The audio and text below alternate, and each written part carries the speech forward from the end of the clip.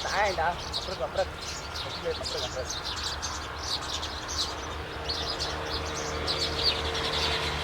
trong kia đây lại phần này rồi tôi lại phần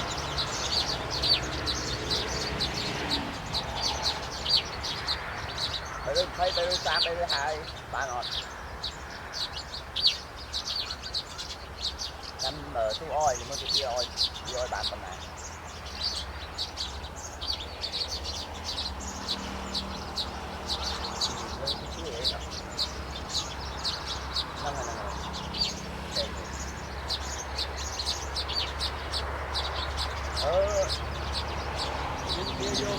vô ra vô không đã bị on một tờ một cái giỏ bán là con bán là cổ còn cái nuôi được cái chi đây bán là bây giờ phân cho ra đây là cho nó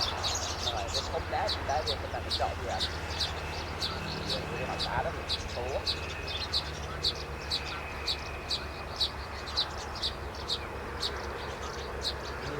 bây giờ cái bánh hai là lại ra em đây bắt trong xe ra rồi cái nào cũng được bài lại được nó không phải là không phải là lại đâu có không phải là chuyện chậm để hãng rồi rồi mới được tên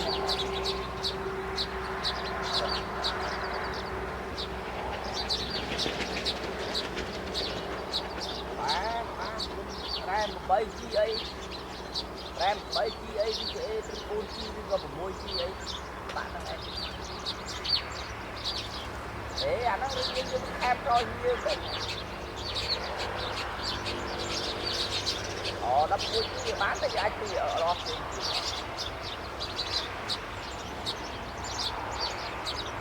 thì tạm bất kia một ăn kia lâu rồi cách to dài lâu đã lên trên và đây rồi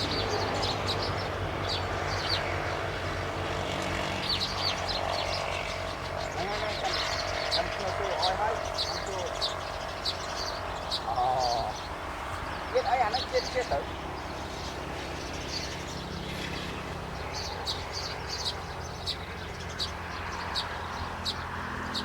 đó anh ấy đâu rom chơi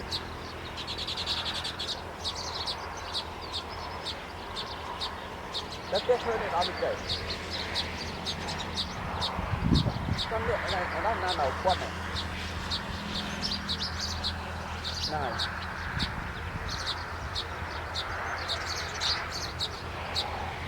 đó bữa ra bằng tí như ai cũng nhiều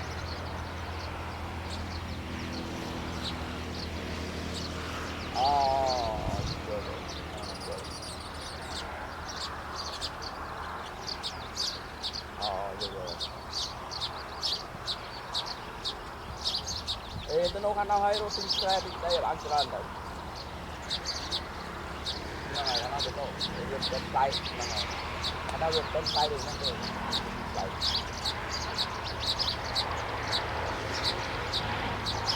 ở đây một bạn này được lại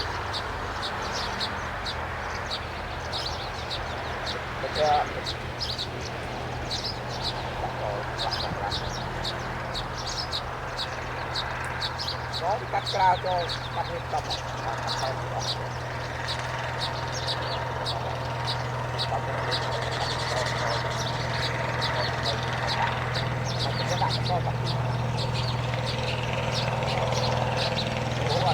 cái dài đấy vô thành an rồi vô đây lại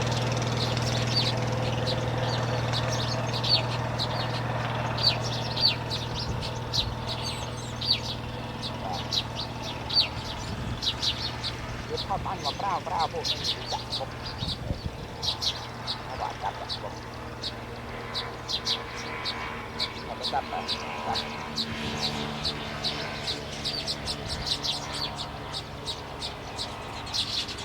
โดนดีปุ้นทำอะไร ខ្មែរយើង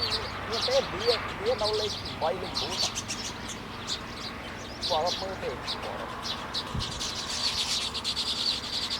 តែវាយកទៅលុយតិច100ទេបាន10រៀលផងដល់ទៅ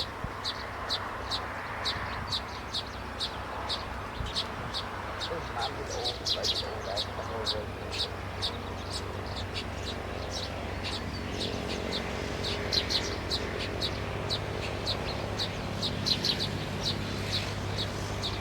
ធម្មតា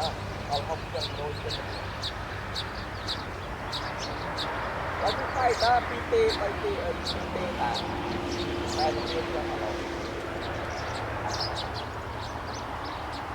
មករៀនទៅវាអត់មានដល់200ជីទៅនឹងទៅដល់អានេះទៅរៀន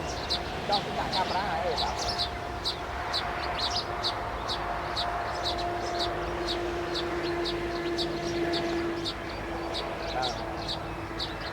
អូតែអីវិញហ្នឹងអត់លើទៅ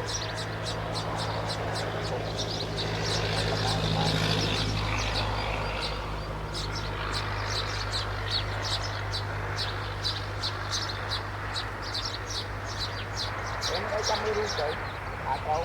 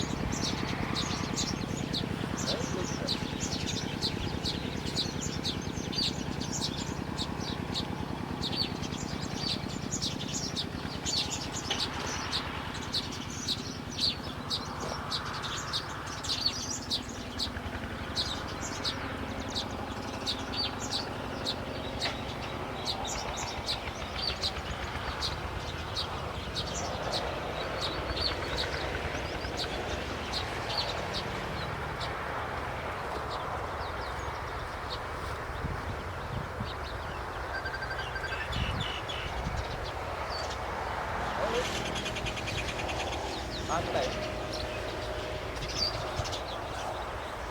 đây một con này đặt ngay anh đừng sao đâu đừng sao mau buồn đọc anh đọc cô từ nhẹ hỏi đi lên tích